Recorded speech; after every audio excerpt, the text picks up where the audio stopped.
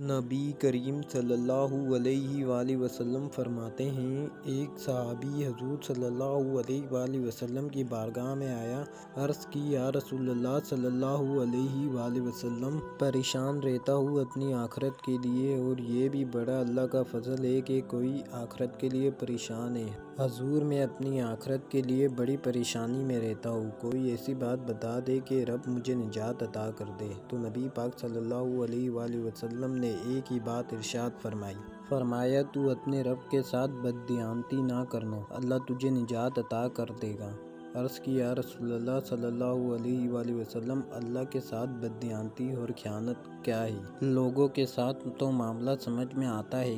کہ کسی نے کوئی رقم رکھوائی، کوئی ڈیوٹی دی، کوئی ذمہ لگایا، پورا نہ کیا تو بددیانتی ہوگی۔ اللہ کے ساتھ بددیانتی کے معنی کیا ہے؟ تو نبی پاک صلی اللہ علیہ وآلہ وسلم فرمانے لگے، وہ کام جو تمہیں خالص اپنے رب کی رضا کے لیے کرنے چاہیے تھے، ان کاموں میں اگر تم نے نیت کر لی نا کہ لوگ بھی دیکھ لیں، غیر کا بھی تم نے ارادہ کر دیا، حکم دیا تھا اللہ اور رسول نے، کرنے تھے اللہ اور رسول کے لیے،